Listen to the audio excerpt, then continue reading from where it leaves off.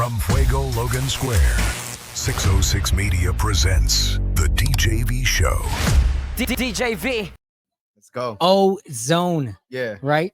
So, like, what does that really mean? What is Ozone? How'd you come up with the name? Let's give the juice. All right, bro. Shout out to my homie DJ Rec. That's like, you know, the other half of fucking up the game. We walked into this journey together to, you know, young high school kids, Latinos growing up with certain aspirations. It's a funny story to that.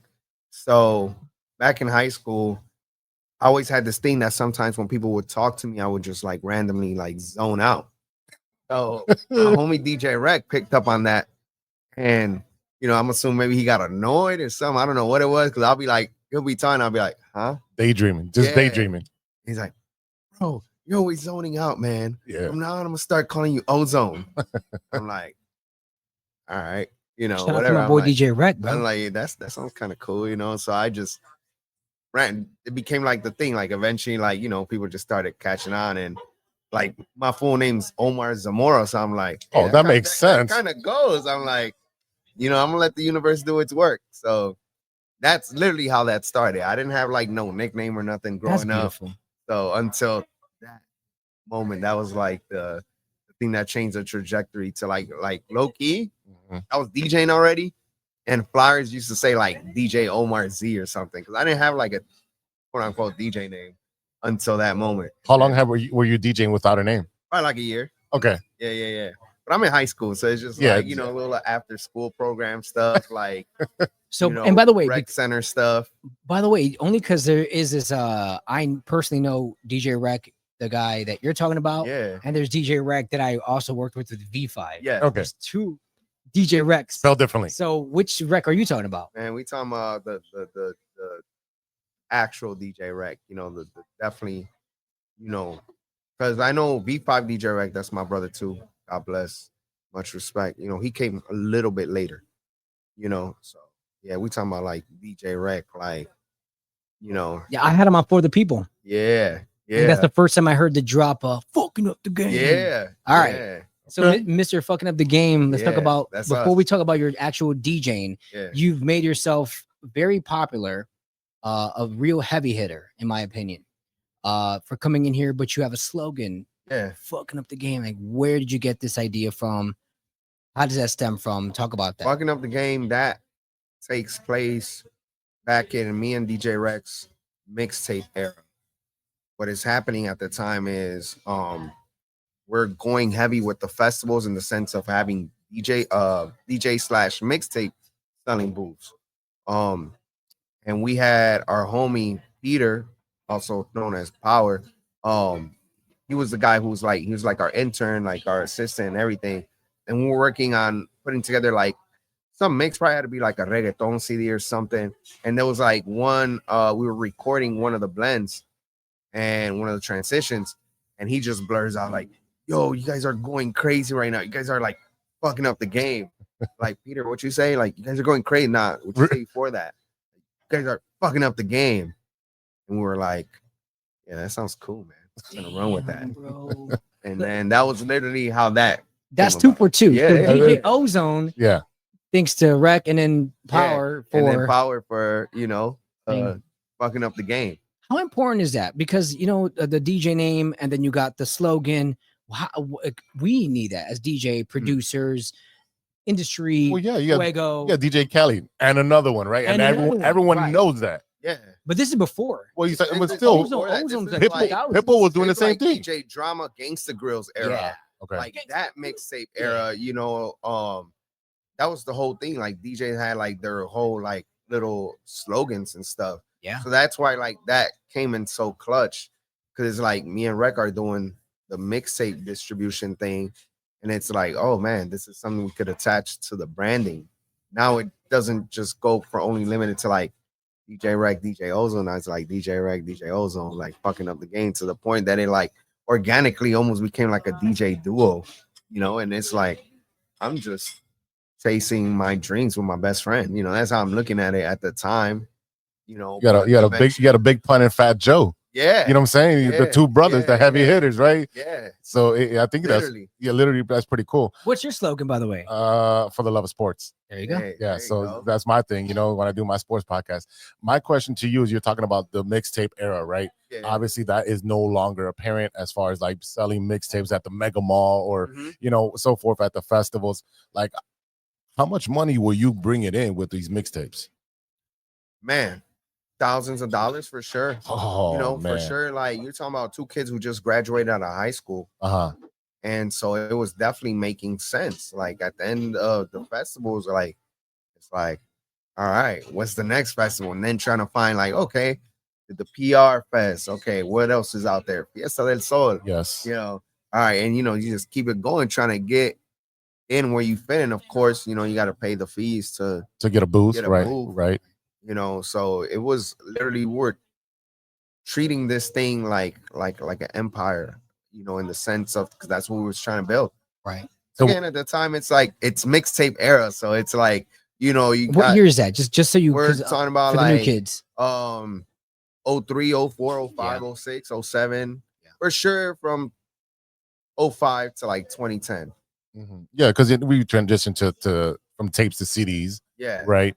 And that's a big thing. But it's like, you're making this money. Like, what was that first festival though? Like, you had to prepare yourself. What was that preparation for that first festival? It usually took about a week, because before we started getting our own duplicators, we were literally paying other people to duplicate our tapes. Okay. Right. Which, like anything, you start, save that money to eventually get the equipment that you need. Like, eventually from that money or making a festival, they went from no longer having to outsource. So you weren't using your mom and dad's dual tape deck at home, right? Man, I think we're already past that, man. The tape era was already, that was man, we're already past. We got definitely in the CD era, going to Micro Center, buy blank CDs. Yeah, you got a stack, 100 packs. Yeah, that's actually how me and Rec pretty much crossed paths. So we met we're going to the same high school, Noble Street Charter High School. No way. We both happen to be doing. Why? Because I went to Santa Maria. Okay. That was my church. Yeah. We both happen to be doing the same thing, burning CDs and selling them at the school. Likewise. Yeah. The way it kind of got weird was that, he had like a set clientele already. And I figured out that if I go to Micro Center and buy these low budget CDRs, I can sell mines for cheaper. So it'll be like, the new Big Pun just came out. Right. And he'll go try to say it to his usual customers and be like, oh, no, I already got mines from Ozone. And then you'll go to the next store, like, I already got mines from Ozone. And then, he's trying to figure like, what the, and how? It was because. Yeah. It was cost effective. Right. Yeah. But me and him had already, like, started building that. It was like, look, bro, like, just go to Micro Center and, there's this one pack that they sell for the super low that. And by the way, they were really cheap as fuck. Yeah, they were. Yeah. You left them in the sun. That shit melted out. Yeah. Oh my God! Any scratch, forget about it. It was over. Yeah, and it was like the blank ones that had nothing on the top. Right. They literally just looked like, that one time when Kanye put out that one album cover that looked like a just plain CD. Yeah, it looked literally like that. So. Yeah, and I was into graffiti at the time, so I'm getting real creative with writing the name. So, presentation and aesthetic is all playing a part.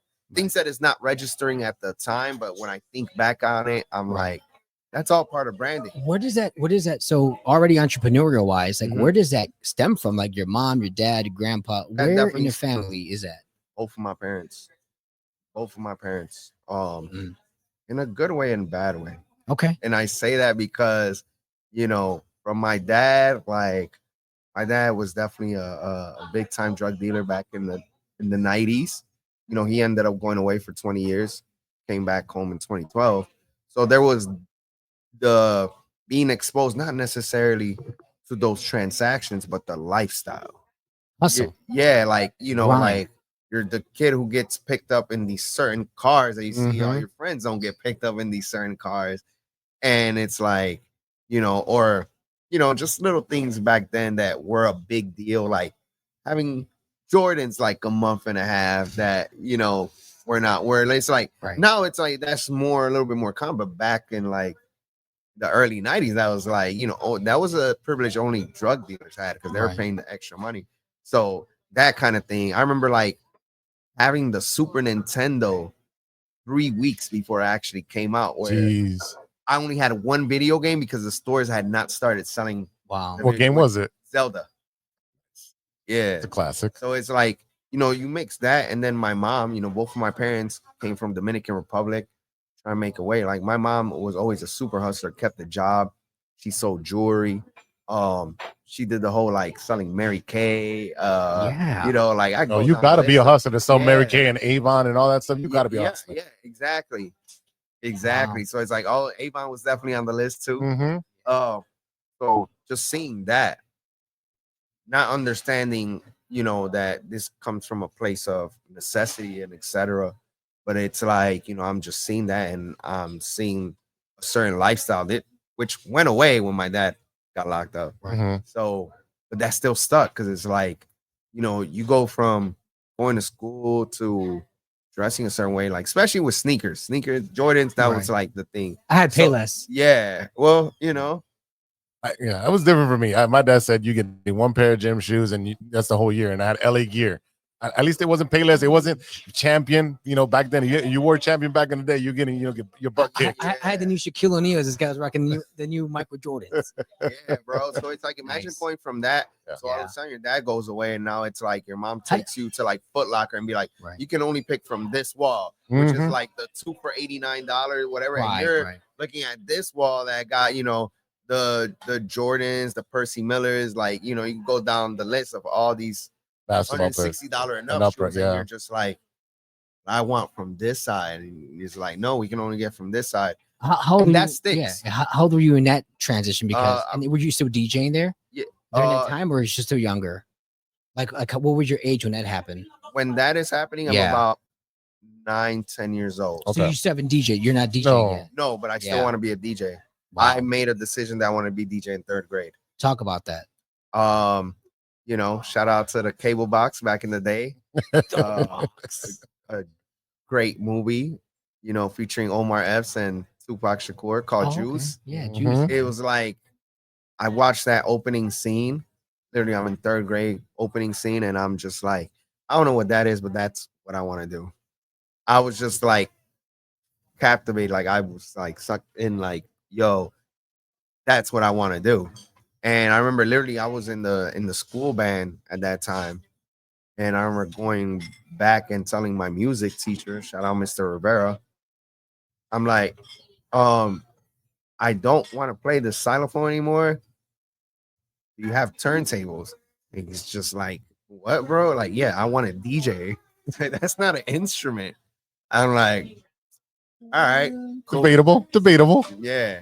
And I held on to that from 3rd grade. So my freshman year of high school, which when I got my first job and saved my 2 first paychecks, got me a very basic DJ in a box setup. Yeah. Do you remember which one it was? What was that? They had to be, they were either Geminis or Newmarks, but they were very like entry level. Like, this is my biggest thing, right? Keep in mind, I'm watching Juice. I'm watching all these DMC competitions, blah, blah. So I'm thinking I'm going to set these things up and I'm going to start scratching. They were belt drive. Oh, boy. So imagine, like you said, you're like, oh, yeah, here we go. Let's do it. I already had started buying records before I got this. So it's like, you got to wait till that thing comes back. And I'm just like, oh, no, what's going on? So then I'm basically figuring out, like, Techniques is the industry standard. Yeah, direct drive. So wow. So I'm just like, oh nah, man. I just saved my first 2 paychecks and bought this. And I'm like, and then you go look up how much do I gotta spend to get a pair of Techniques. I'm like, all right, this is gonna be a while, but still I'm like running through it. At one point there was this man, I was part of this it was like an after school program called Build. And there used to be this guy who used to work there.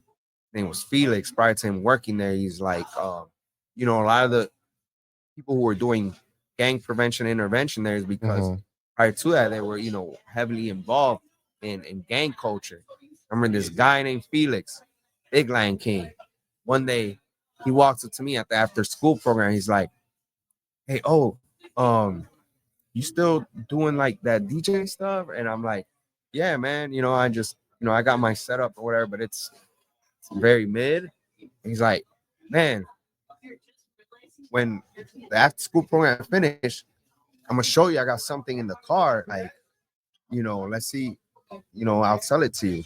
So I walk to the car. It's literally a set of techniques and a Pioneer mixer, and I'm just like, "Yo," he's like, "Yeah, somebody owed me some money, but they ain't had no money to pay up, so this is how they had to pay."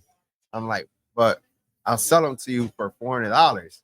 Wow. And I'm just like, "Man, bro, I ain't got it right." He's like, "Don't worry about it. Take them, pay me little by little." And that was probably the moment where it's like, man, the blessing really came out of nowhere, because it's like I really had like saved up my 2 checks to pursue this dream, and here came this. Well, it's manifestation, right? It's manifestation. You put that into the world, and you're like, I want to do this, I want to do this, and you're positive about the whole entire thing. Yeah. And everyone knows I'm trying to be a DJ. I'm trying to be a DJ. You're doing the best to stay out of the gang life. Yeah. And people are respecting that. And like, well, this will keep him out of the gang life if he's DJing. Yeah. And it just so happens that blessing came in that. It's debatable because we're not talking about his genre yet, but it gets pretty turned up there. Well, it does. But I definitely hear what you're saying, because 100%. I've ran into a lot of personalities like that. Yeah. Many times in my life that, might have been involved in certain things, that might have caught my attention, where they'll be like, "Nah, like, you're destined to do this. Like, we got going on right here. Don't worry." And that goes from everything from, drug dealers in the neighborhood, gang members in the neighborhood. Like, I'm a little older than you. So again, I grew up in the same thing where I grew up at the Park District, and it was a kind of a no-fly zone. Yeah. No gang banging at the park. Okay. Whatever you do outside, do it outside. But when you're at the park, there's no gang banging, no crazy hats, this and that. You're here, you understand that these younger kids look up to the older kids. So if you're gang banging, guess what they're going to do is gang bang, right? So we would have a lot of people that would come in, and they would influence us. Like, we had an art teacher there. So like, there was kids that were really good at art. Cool. You have an outlet. Hey, you're going to play basketball. Cool. Now, when we were walking home, we all got passes. Oh, he's a hooper. Oh no, he's just a school guy. Yeah. Like, they knew all the park kids and said, no, they get a free pass. Let them go through, make sure they get home safe. Yeah. Because I mean, and again, back then we were talking about, early and late 90s, where neighborhoods were neighborhoods. Yeah. Everybody knew each other. Everybody's mom knew each other. Even if they were gangbangers, you knew everybody's family. So, all right, he's a hooper. Let him hoop. Yep. He's going to go to school for hooping. We're going to push that. So I can understand where someone's coming like, I came up to this and someone paying their debt, but I'm going to pay it forward. And I'm going to give it to this kid who's actually trying to do something with his life. So that's beautiful. That's literally how they used to be with me. So one of my questions was, have you ever, rock turntables? Because every time I see you DJ, it's in a very different setup, right? Yes. But so do you know how to do turntables? Okay, so I started with turntables. Like, I'm literally the last generation of that, because my turntable era was very short-lived, because that's when the CDJ starts popping up.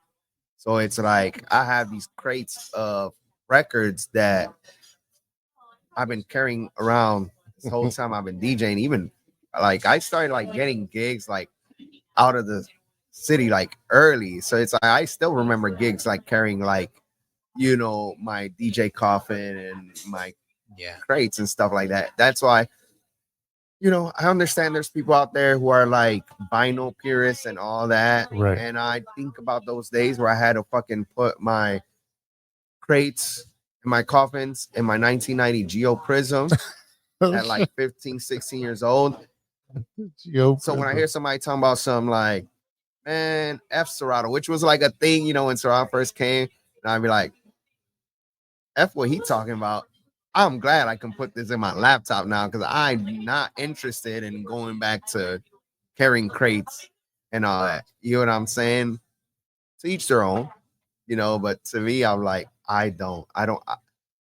what I do miss is the feel of buying, right? And scratching on some 1200s, which, shout out to the Rev 7 by Pioneer. Like, I feel like I have the Rev 7s. That restored that feeling. Like, to me, I'm like, anytime I get to DJ on a Rev 7 controller, I'm like, explain what a Rev 7 is. That it looks like a turntable, but it's still electronic, correct? In my opinion, it's the closest thing without being range. So like it's a Pioneer, they're officially Pioneer, they're battle ready. So they have their sideways, which I grew up doing battle ready techniques. Same. And it feels very, I mean, I'm be honest, like I like that way better than anything I've been on. So I like the Rev 7s. The 15-year-old gets in me. It's happening every time. Yeah, that happens to me too. Wow. So what's funny is that when I moved into my second house, the person that used to live there used to be a DJ. Okay. And he had the basement full of, like, I guarantee you, like 40, 50 crates of Weather records. Yeah. And I was like, oh my God, cool. I can be a DJ. My friends are DJs. My dad's like, take all that shit with you. He's not going to DJ. Wow. So his whole dream got shattered. Yeah. He was literally going to leave me everything he had. Everything. He's like, I'm done. I'm done DJing. I'm retired. I'm going to start a family, this and that. My dad's like, nope, take all that shit with you. I'm like, no. I'm pretty sure it's because he, like from, I think every remember old school. Yeah. I'm first generation, right? 1983. So like, that's what, how old are you? Yeah. So like my mom's like, my dad, like, oh, there's no money in DJing. Exactly. That's it. It's like, we're not going to feed you that. Like, there's no money in DJing. Right. So that was the mindset, which we can go about later, but interesting. Yeah. And I collect vinyl. That was just crazy. It's good to know that you actually understand that, because I'm speaking for two different sides of the industry. One industry says, I like what you do, how you were able to come up, and the other side saying, this guy can't do vinyl, this guy's not old school, this guy's not traditional, right? But you kind of just lay down the foundation there of like, and so my question here is like, you got these two separate sides of people who actually respect everything you've done, and then others that are just like, nah, this guy, he's just a show, he's just not really. So how do you address that? I get that a lot, right? Because it's like, so for people who know me as of recent years, like I have a certain style of DJing that's it's very unorthodox. People don't understand it unless I explain it, right? To go for it. I started with vinyl, obviously did the CDJ thing. When Serato came around, I started DJing in internal mode. So for those that don't know what internal mode is like usually you see a DJ, you see scratch, 2 plates, blah blah. Internal mode, you're more manipulating with buttons and the cues on the laptop and mixer. Like this? Yes. So you have your pre-made sounds or pre-made music cues. Okay. Yeah, which is like timestamps of where you want to start a record and stuff like that. Yeah. The reason why that became more appealing to me, because also me as a producer, like dealing with pads, MPC and all that felt like I was beat making. And that's why it was like I ran with that style and done wonders with it, where it's like your purist DJ will be like, oh, he can't scratch, oh, he doesn't use turntable, or like blah blah. And it's like, to me, I don't care, because I'm like, I started with 1200s buying Ortofon cartridges and all that. So it's like, for somebody like to try to quote unquote shame me for what they assume is me not knowing a certain thing, it's like, I don't care, because at the end of the day, I'm not here at the party to impress the other DJs. My priority is that the people in the dance floor have a good time. It's like everybody has different ways of cooking a fire steak, but at the end of the day, the goal is for that steak to be fire, to be. That's a great analogy. Great analogy. You get what I'm saying? I mean, again, it's perfect, because you can go to restaurant A, B, C, or D, and they all cook it differently, and they may all be great. It's just a different flavor. So you DJ in a different manner. At the end of the day, are the people dancing on the dance floor? Yes. So guess what? He's doing his job. It doesn't matter how you get from point A to point B. You got there.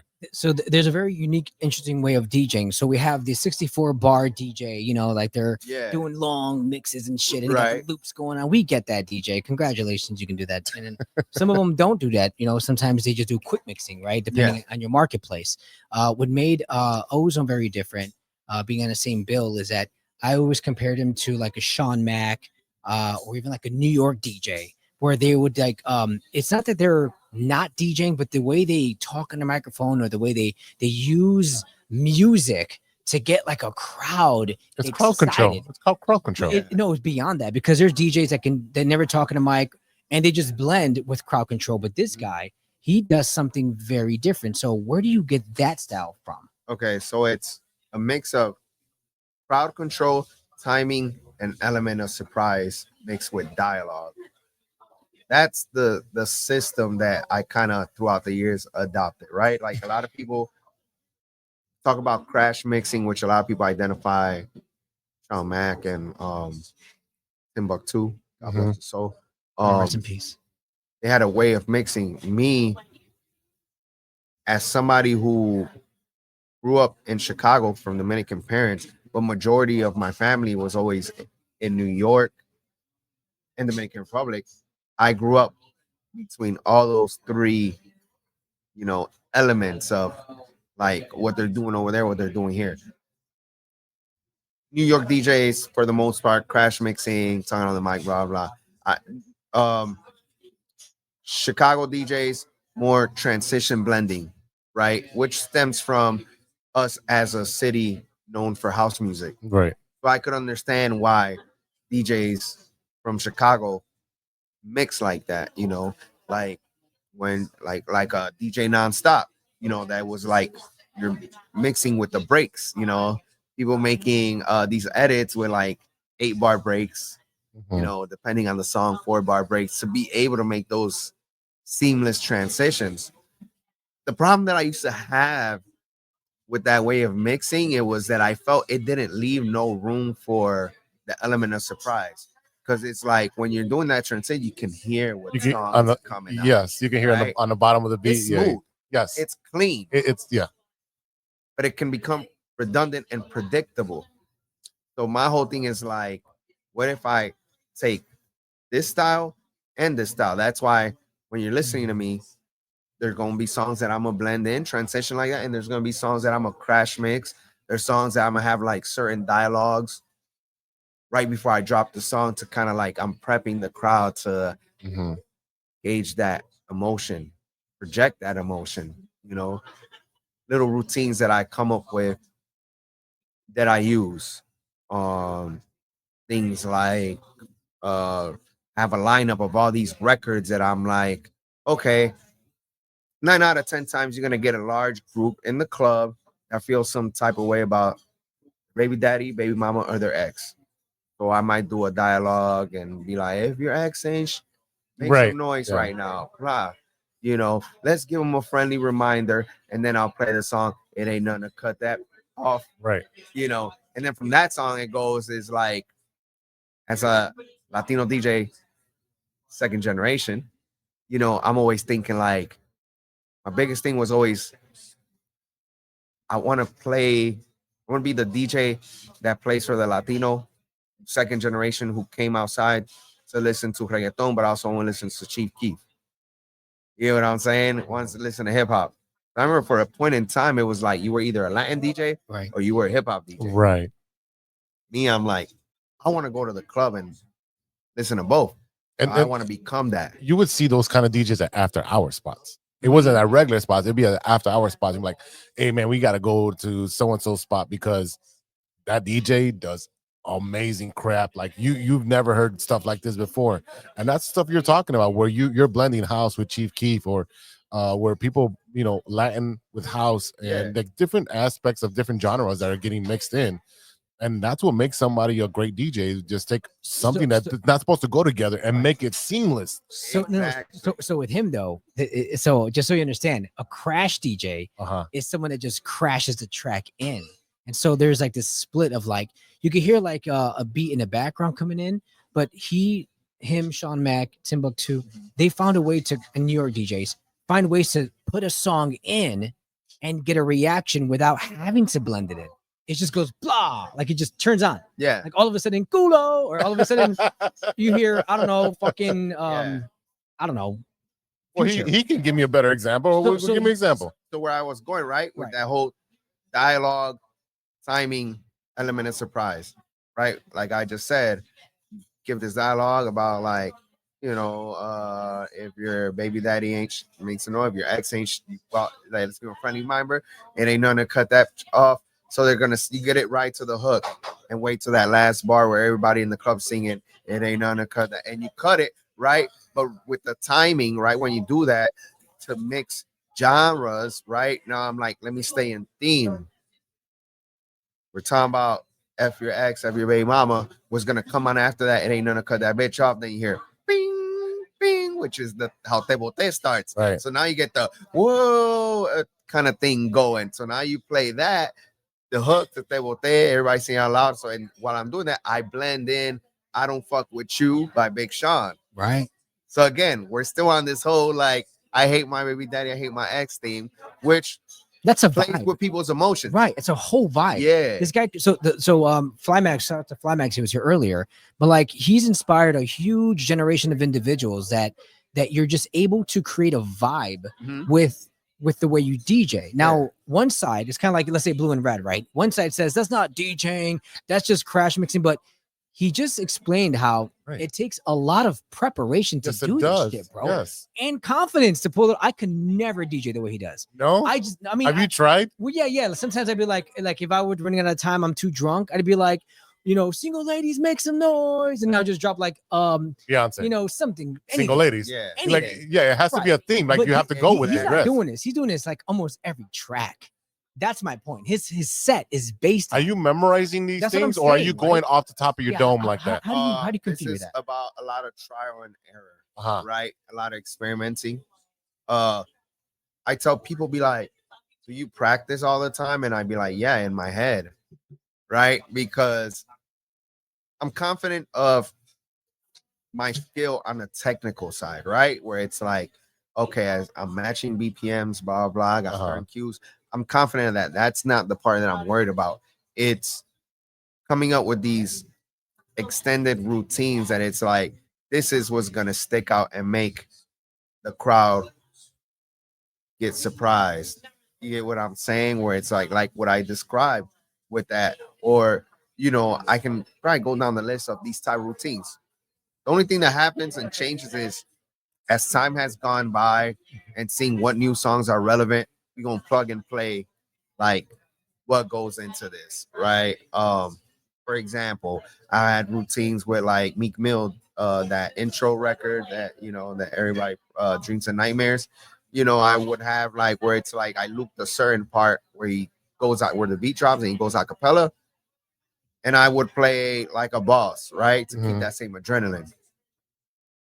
Now, newer generation, I'm a boss by Meek Mill and Rick Ross is not hitting as hard. So now I've substituted that record. Meek Mill intro classic, right? That's forever. Right. So now I got to figure out what new record am I going to tie into this routine that's going to fit. Like right now, Went Legit by G Herbo is like that it record. So now instead of bringing I'm boss, now that's the record I'm bringing in now in that routine. Because now it's more fitting for the time. So he just makes it look super easy. So just to, I mean, for me to you, bro, I'm glad you were able to like really, you know, uncover that, because for my it's a lot of work, man. A lot of preparation, a lot of trial and error. Yeah. And so that's very interesting stuff, right? And then so yeah, like it's interesting when it comes to just the whole live setup. Now here's another thing, right? When you go to like a live gig, a live event, how important is it to have like your image? Because you come here, you look great, by the way. Yeah, he does. Hey, shout out to him and shout out to DAT SLUSH, providing us they were sponsored today. Mix those things up for you, man. DAT SLUSH been doing it for a minute, bro. Yeah, like, man. Oh, which one are you drinking? Ozone. I'm doing the palcha, you know.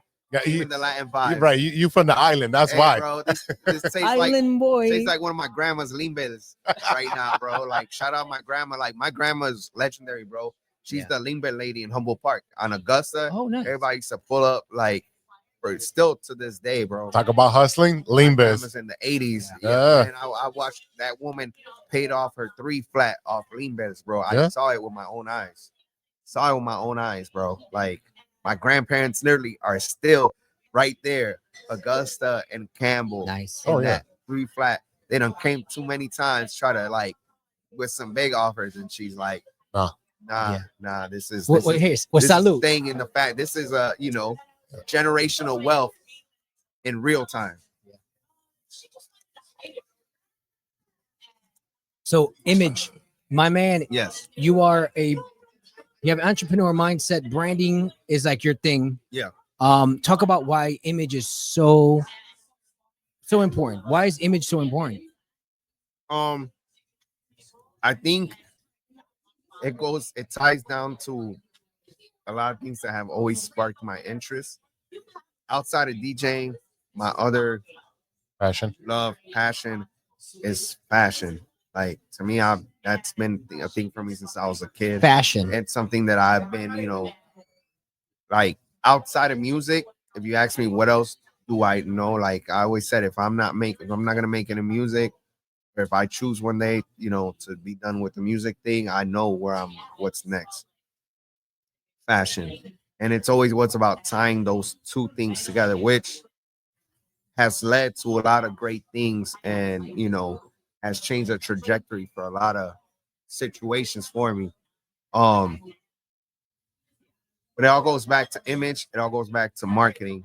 Is it important to have a good brand image? Yes, 1,000%. And there's one person I give credit to, that it was the person that I saw do it even before the fashion thing, like the way they were marketing themselves, right? And that's Sean Mack.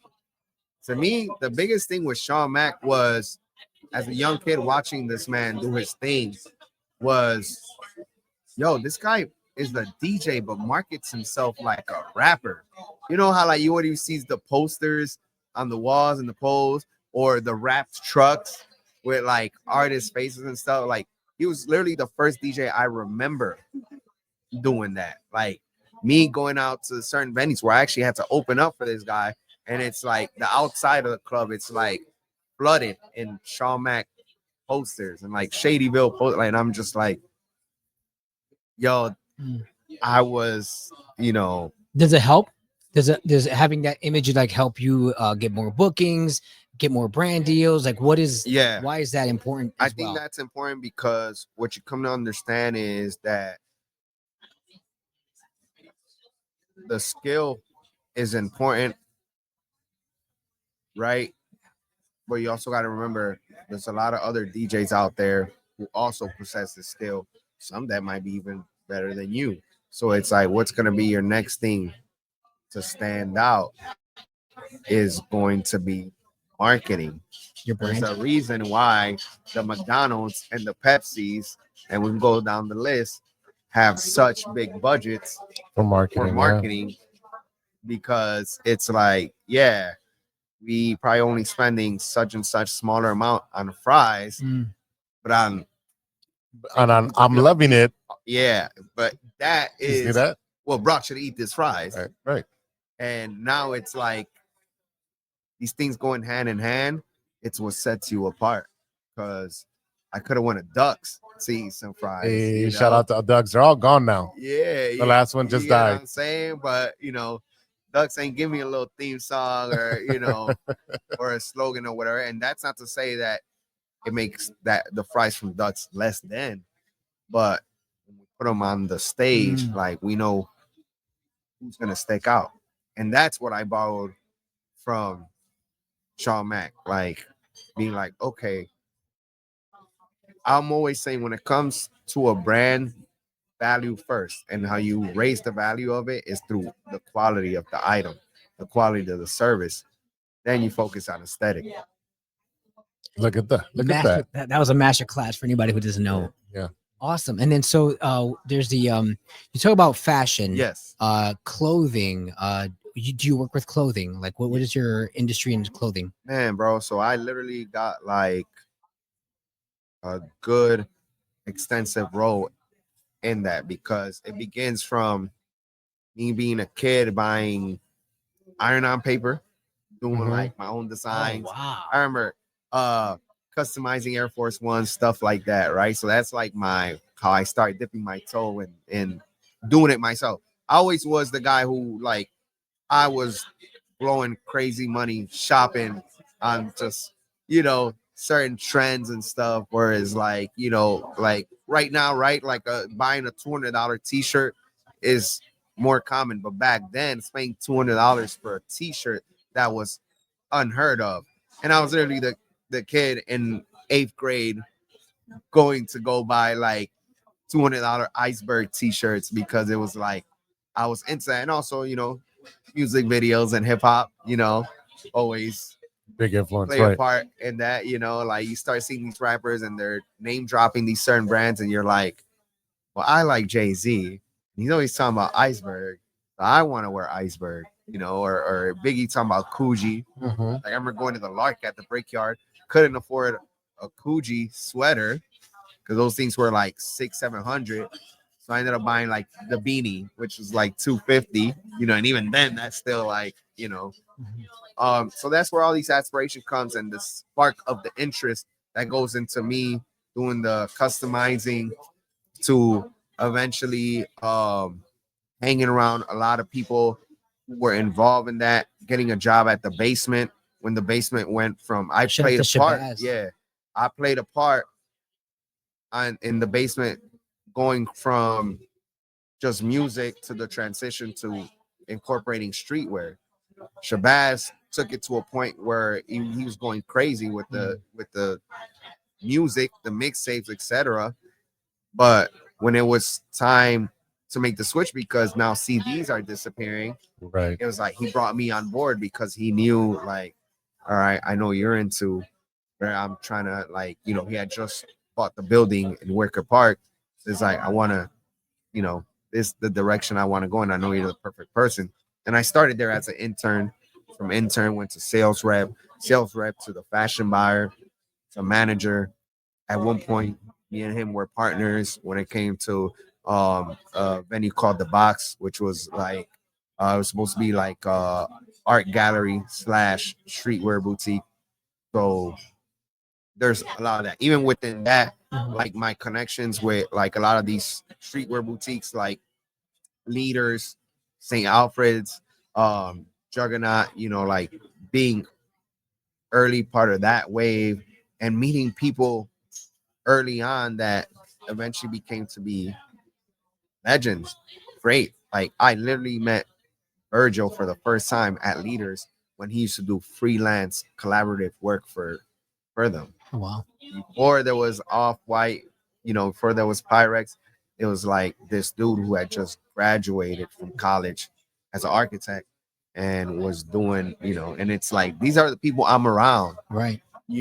Don C, like, all these personalities that it's like eventually became to developing their own worldwide brands that I'm just like, I kind of look at it like being around these people set a standard for myself. Which is great. And I think that got incorporated, whether it's been with the DJing, clothing, or any other like collaborative efforts that I've been part of. And how important is having like a plan B? Because most DJs are like in like the DJ area, the music production area, or the wedding, but your secondary is fashion. Yeah. Right. I think now should all DJs have like a plan B, or right? I think it's about finding what your passions are besides like if somebody's like DJing, like, okay, cool. You got this, but what else are you should all DJs try to why look for that? 1,000%, right? And I say that at the age that I am now, as somebody who's like not too far off from turning 40. Yeah. I'm like, man, I'm so glad I tapped into all these other things along the journey, from producing, doing the corporate thing, being involved in a lot of marketing partnerships with liquor companies, obviously the fashion stuff, all those things. Is like,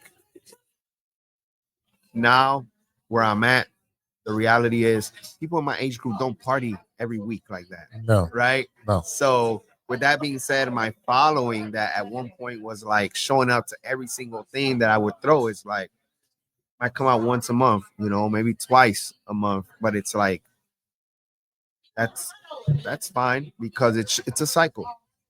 It's just about prepping for that. And me personally, how I prepped for that was unintentionally because it's me prepping. I was prepping for that through expanding my palette in the fashion thing, the corporate gigs, you know, producing. Like, talk about production because I saw some credits. Yeah. What do you have with production? So that's a great segue because where I was gonna get at, you know,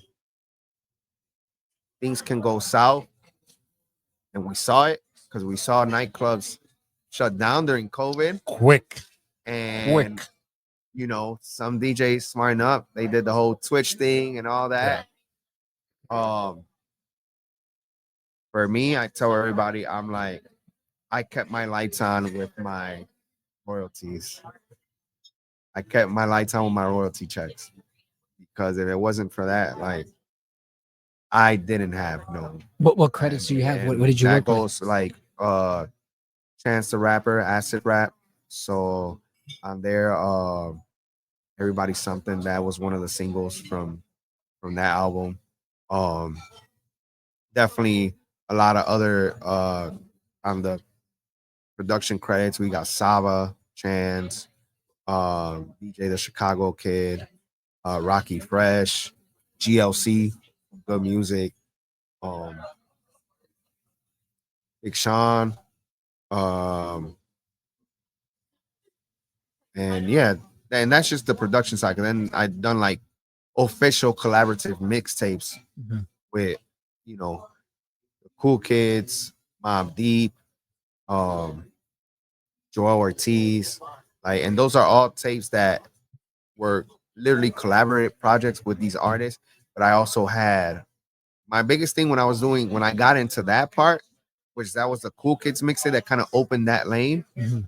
I would always be like, okay, artists give you these records that they want on these mixtapes. Right.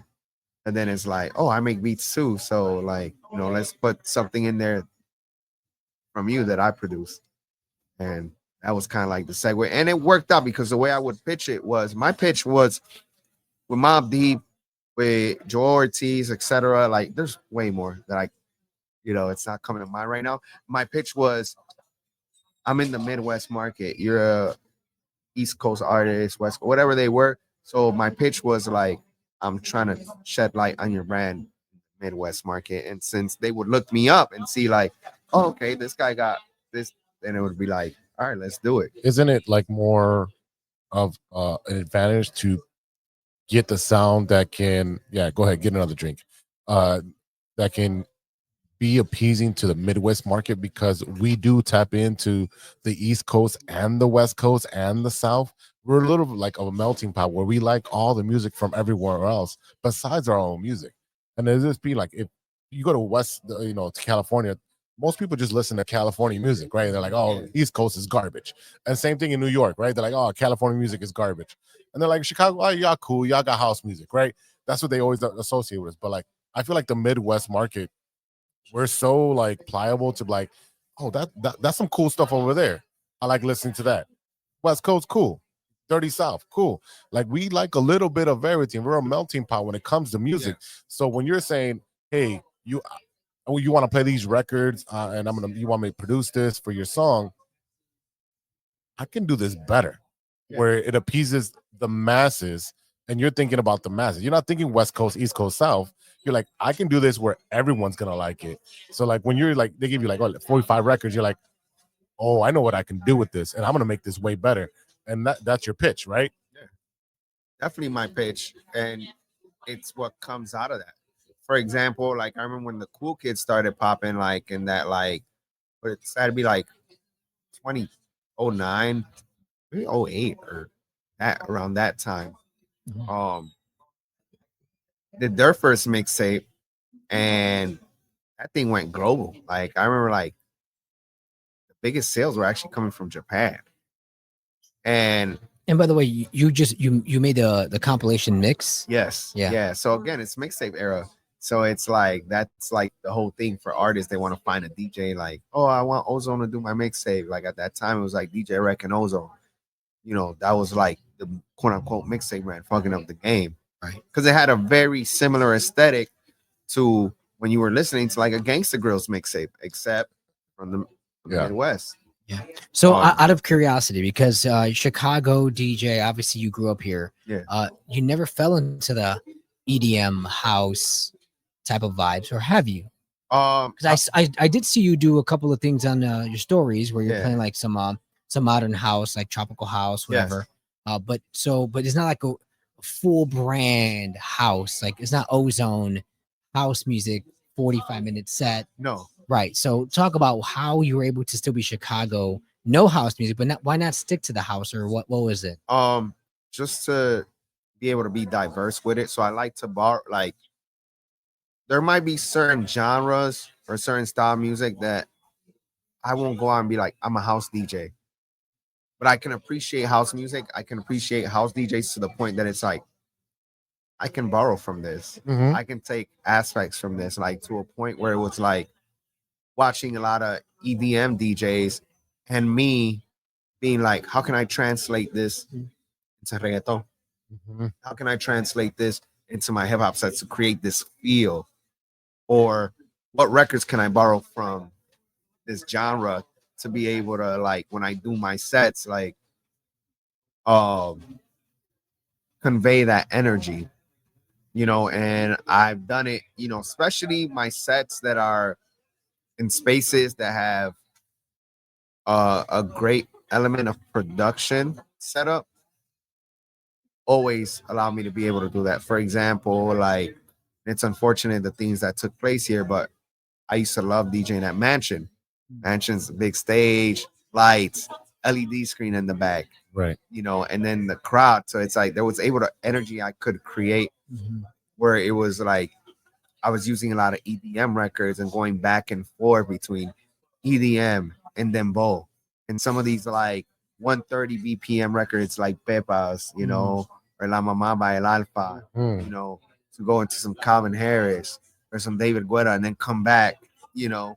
That's dope. Get that upbeat, high energy thing going. Because again, I'm not an EDM, I'm a house DJ, but I could appreciate what that feels like when I would go to EDC, you know, and all these other like how's that feel. I would love to hear a DJ Ozone EDM mixtape. Man, bro, that can it drop every time? I'm definitely that'd be badass. Fucking up the game there, bro. More open to to the idea now. And I feel like the person that I saw perform that kind of put me in that mental space of that was this EDM DJ named Deoro. Super dope dude. I believe he's from Mexico, but he's like worldwide. And I saw him and I was like, that's what blew my mind. Then from there, it's like seeing how things went. And even now, like even some things I'm involved with, like there's a party that's thrown worldwide. It's called Perreo Land. We've done 2 in the city. So 2 in the city, just did a 3rd one in Joliet.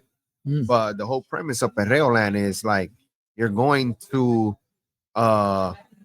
reggaeton party that has an EDM feel.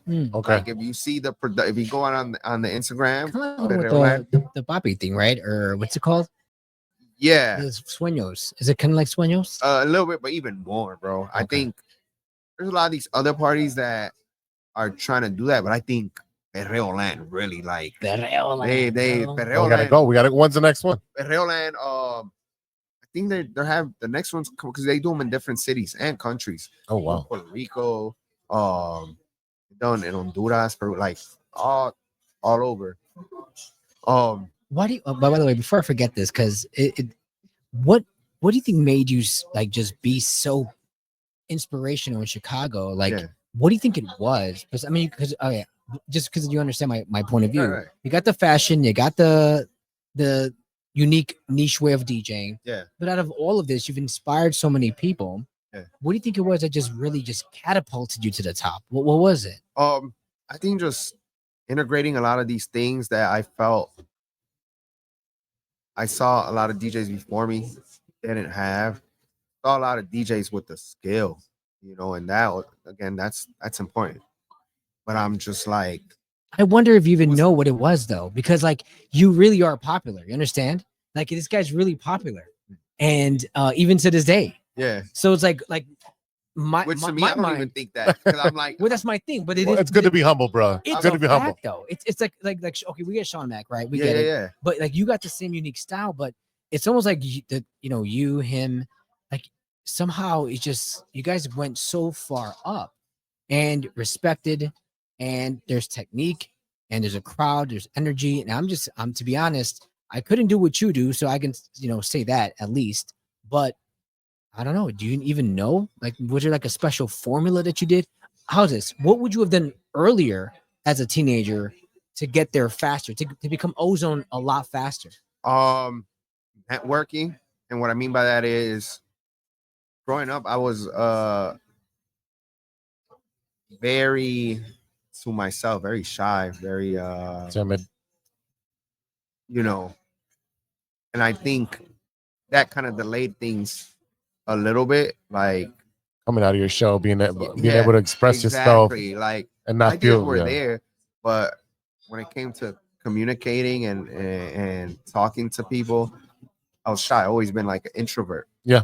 You get what I'm saying? So it's like, which is crazy because you're in front of thousands of people. Yeah, but it's literally like, I remember even back when when I had like a job and used to work for like,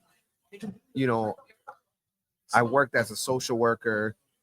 I work as T-Mobile sales rep. Like I went to school for social work, so that I did that for a long time.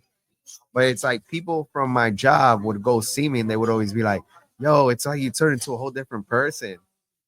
And I'd be like, "Yeah," because I know that when I'm up there, I like it's sink or swim, and it's like just lock into this person, and then I get down, and it's like I'm back to like just, hey, what's up? How does that play with like your normal life? Because it's essentially you're doing a Dr. Jekyll and Mr. Hyde, right?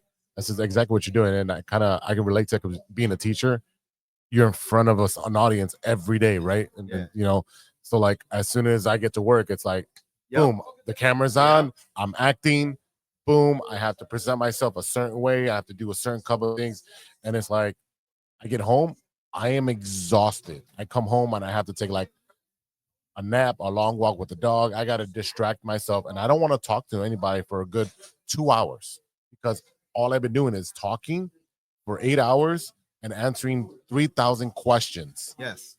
And I don't know if you know, but teachers answer more questions than surgeons do. Oh, wow. On a daily basis. That's how much of what you could interaction they have with people. So it's exhausting, and people don't know that about teachers. And it's like, how do you deal with that if you're like, all right, I'm a DJ, I'm all the life of the party, and then it's like once you're done, the switch turns off. How do you deal with the switch turning on and off? I don't think it's really much of a challenge for me because of the things that I got going on outside of DJing. I personally don't have any interest in being DJ Ozone 24/7. Okay. I don't, right? Because outside of DJ Ozone, like, I'm a son, I'm a brother, I'm a father, mentor. I can go down the different hats that I wear, and I'm like, being DJ Ozone 24/7 would be exhausting. Yeah. If I was in that mode. Also, I have this thing, like when it comes to like my personal life, I'm very private for the most part. I have this thing that I always say. I'm like, I give the world DJ Ozone in exchange for me to keep Omar. Yeah, 100%. So it's like, that's why it'd be like a lot of things that are more personal and family related that I don't really post much, because I'm like, I keep it so DJ Ozone focused, because there's certain things I want to have for me, certain things that I'm like, I want to be able to enjoy it without having it to be kept tabs on, like, what is he doing with his family? Where is he at? Like, things like that. Like, I didn't even know. Man, I didn't know you were. So are you married? no. But you have children. I have one son. Nice. How old is he? 12 years old. He'll be 13 in August. Does he take after you? Does he want to be on the turntable? Creatively, yes. Yeah. Creatively, yes. 1,000%. He's definitely a creative at heart. Wouldn't say DJ, at least not now. And it's something that I never pushed. I never was a guy who tries to push things. It's good on their child, because I'm like, I've always wanted my son to have his own identity. What's his creative outlet? Drawing, art. Yeah. So he's real big into anime. Okay. And Yeah. graffiti right now. That's like his thing. Yeah. Like I could definitely appreciate those two things. Super awesome picture of myself for Father's Day. Like he framed it and everything, had it framed, and I'm like, wow. Oh, and it was like he's really doing, like, he already had like his first art show at his school. So I'm really pouring into that because I could tell that's his passion. He's always been a creator, but I'm like, I can really see what direction he's trying to go when it comes to things outside of school and Fortnite. So I'm like, all right. As a kid who grew up infatuated with graffiti, like I was definitely one of those, rebel teenagers, like doing all that. I teach it to him, but from a creative art perspective, and he's loving it. And the fact to be able to be there and pour into that, me, his mom, her husband, like it's a beautiful thing. I was gonna say, isn't that full circle? Yeah. To get someone who invested in you and said, hey, here, take these turntables. Yeah. And go with your passion. I believe in you. Don't worry about payment. Pay when you can. Now you have a son who has an artistic value, and he's like, I want to do this. And you're like, dude, I will put all the money I can to breed it, to make sure it grows, to make sure it flourishes into something that you really love. And it's crazy because we come all from the same background where we're first generation, second generation. So like it's hard. We didn't have that luxury. Our parents didn't say, all right, cool, we'll send you to DJ school, we'll send you to podcasting school, we'll send you to we didn't have that. It was, this is my passion. I'm going to sink or swim. I'm going to work my butt off to do this. I'm going to learn it myself. I'm going to pour myself into my passion. It's completely different from now, where you're like, I can support you now. And that's the beauty of being able to make it and now pay it forward, especially with your son. That's beautiful. Yeah. And to me, it's like always looking at what it can become. Because, for example, with my journey with graffiti, like, okay, I didn't become like a big graffiti artist, but what that opened up the door of curiosity was into graphic design. And me developing that skill, which became a skill that later on helped you with marketing, using for designing clothing, but also doing my own flyers and my own branding. That was a big thing for me, where it's like so many times I would get like these very like cookie cutter flyers like from promoters. Yeah, and it's like template based. Who did you have do this? I get it. You were trying to save money, but it's like your competitors got some super fire flyers and you want me to post this. And I'm like, this is not going to look good for the brand and what I'm trying to convey. So what I would do is I would make my own personal flyers that would end up being better than the original flyer that promoter do. And then that would turn into, can we just pay you to do our flyers? So see, it's like a domino effect so that's why with him being into graffiti art and anime art, I pour into it, because it might not end there. It might it can multiply to different things. Yeah, like what's gonna be the thing that, do you think that he might do like maybe comic books or animation? Like he can do so many things you can do with drawing. Like it's an open field. Before I forget this thought, go ahead. The four elements of hip hop, what are they? Let's see. MCing. Do you know him? No, I'm letting him do it. Go ahead. Do you know him? Yeah, let him do them. MCing, DJing, breakdancing, beatboxing. No, graffiti. You know, and graffiti. Yeah. Well, that's what I was gonna say, because there's always that debate with like certain hip hoppers where it's like oh no, it's beatboxing. There's like, no, it's graffiti. Yeah. So you know, so it's the 80s, 90s. Yeah. Exactly. It's the 80, 90 battle. That's where I was kind of gonna get to. The MC beatboxing is almost similar, but then the one thing I could never do is footwork.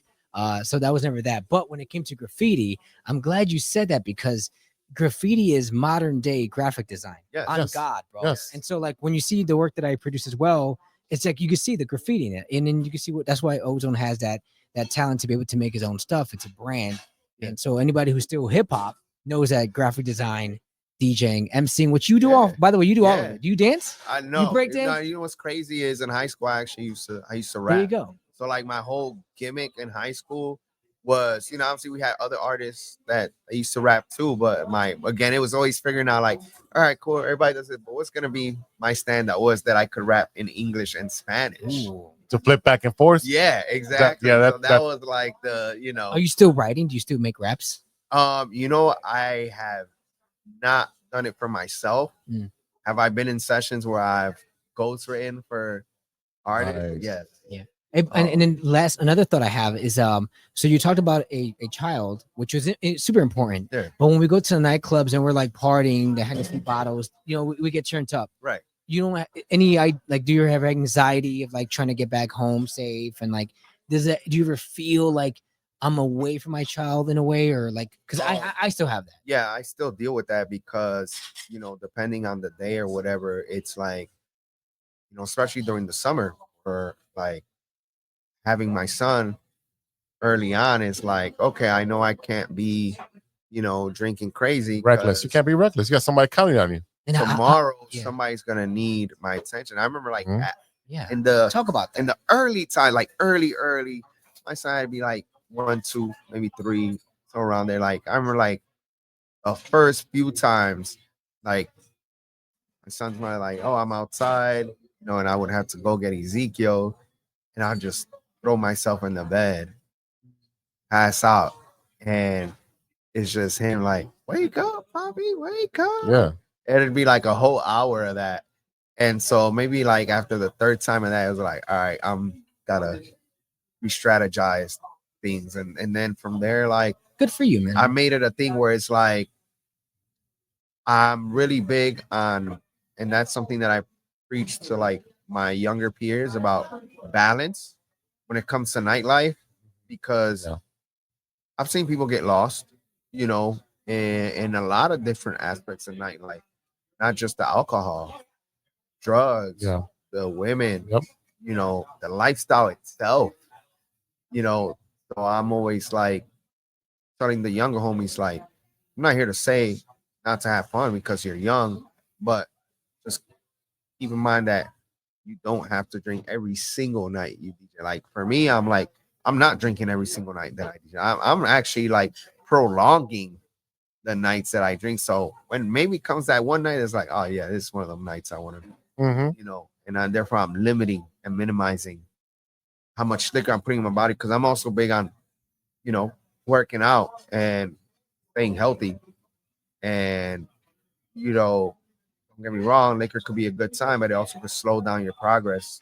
So and then a good follow-up is that when because I have a 12-year-old daughter. Okay. So when you maybe you never thought about this, do you price yourself based on the fact that you have a child, and then I'm gonna go out there from 12 to 4 or whatever time you have and say, I'm gonna risk my life for you right now to DJ? Is that ever in the background when you're pricing, or is it just because it's Ozone? I mean, that's like all that ties into this, right? Because I don't, because you're expensive. I don't. Yeah, he should be. He's got 20 years in the game. It's just a lot of those things that you mentioned, especially the safety thing. I'm the guy who came out of DJing at Beauty Bar, gets home, double park, waiting to see if a parking clears. Some guy walks up to me and just empties the whole clip. Right. So I've experienced, whole being shot thing, like, safety at risk. And guess what? Like, that was a situation. I didn't owe nobody money. I don't think I was, taking nobody's girl or nothing. So it's like, to this day, I think about it as wrong place, wrong time. Or maybe somebody felt some type of way towards me that I didn't even know I made them feel that way. Because it'd be a lot of that too. There's probably people out there that don't like you and you don't know. They don't like for whatever weird reason, because mental health is a motherfucker. Yeah. And there's people out there dealing with certain demons that will make them do some things you would not think of. Is there a time frame you go, okay, at this age, I'm done with this shit? 40.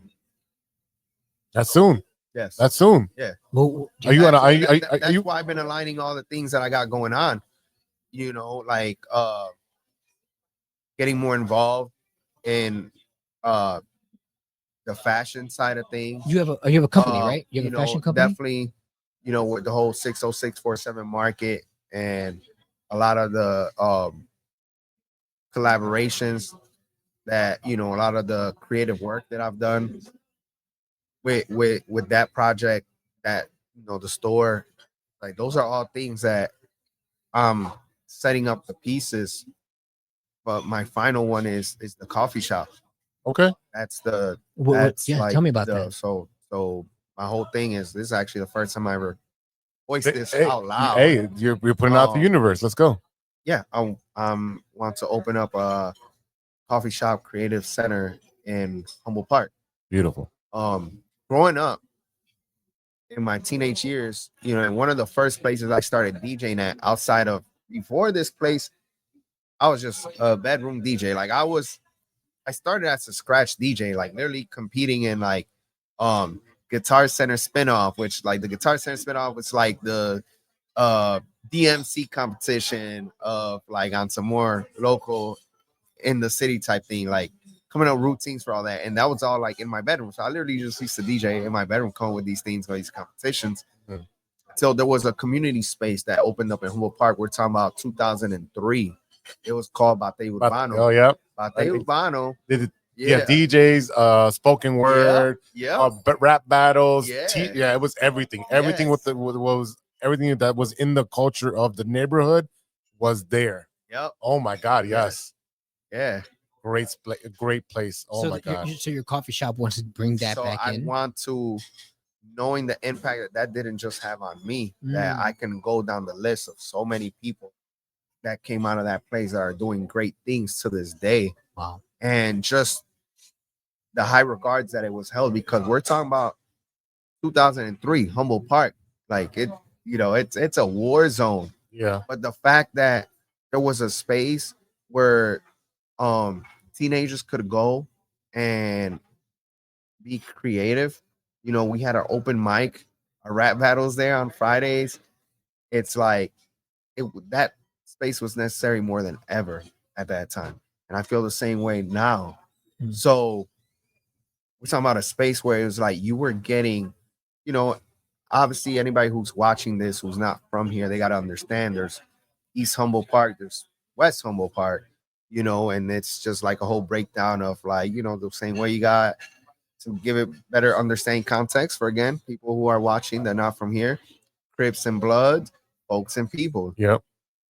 This space is dead in folkshood. We got people coming from the west side of Humboldt Park, which are basically like Latin Kings, Unknown, etc. And all these people coming in the same space.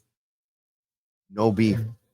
Like I all told you, being connected through one thing. And for me, it was the park. And for a lot of people in Humboldt Park, it was that space. And it's like, oh no, they're creatives. Let them be.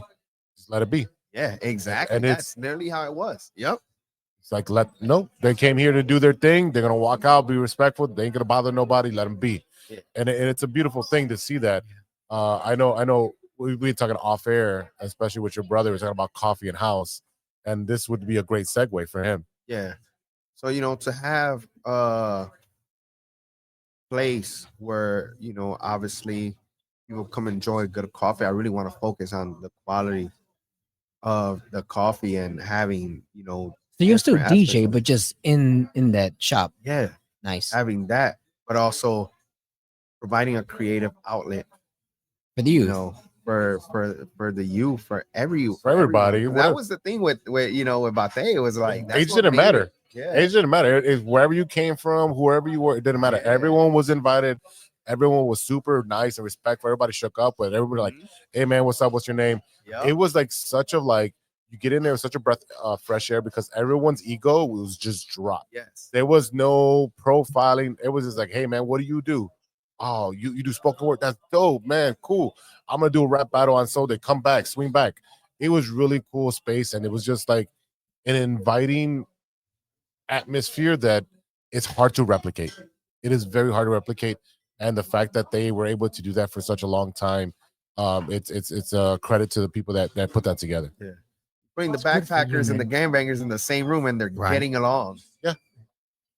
I'm a big firm believer that all men have to live an altruistic life for it to be at the very end. And I love what you're saying, bro. That's really good. And so, like, for anybody who doesn't, you know, people can judge you until you sit down and talk to somebody, bro. And so you really open up like a whole different side of you that I don't even know if anyone's ever seen before. So I get that all the time, bro. Like, especially like today, I'm dressed down. I'm dressed down because I've been. It's only a $400 shirt. It's okay. I've been moving around. The glass is like the glass are rack. 3,000. You know? But he's wearing a house payment right now. You know, shout out to Virgil on these. Nice. You know, but God rest his soul. But what it is because, you know, I was like always into like high-end fashion and all that. I've been into fashion, period. But that's one of my elements. That's one of my elements. And, you know, so people would always have these preconceived notions that they see me the way I'm dressed, blah, blah, into jewelry, watch, and all that. So they think I'm a certain way. So they actually have a dialogue with me. And they always like say the same thing, like, man, I had this whole different idea about you. And it's like, Tony is like, yeah, it happens, man. It's the most common thing. You can't read somebody about, you know, you can't read a book by the cover. You know what I'm saying? Like that. So it's just, really, it is. I didn't know you. And then even off air, just the 2 minutes that we were having conversation, I'm like, dude, this is a cool dude. It's a great time. And then I'll get to hear your story. It's just been amazing to hear that. And I'm so happy for your success. And I'm happy that not only did you get fed on your creative passions, now you're paying it forward to your son. And then now you're going to do it even more by putting a coffee house together for other creatives and pushing it forward and paying it forward. And that's such a beautiful thing and a way to circle back to everything and just putting everything together. So this has been amazing. So I always ask, I love asking this question because as we look back in our past, maybe 10 years later, your son has an honor to watch this again. What would you want to tell him? I think the biggest thing I would probably tell Ezekiel is, and you know, it might sound like cheesy or whatever, but I would say to follow his passion, follow his heart, and anything that he has in mind to build in, and they will come, because that's literally what it's been.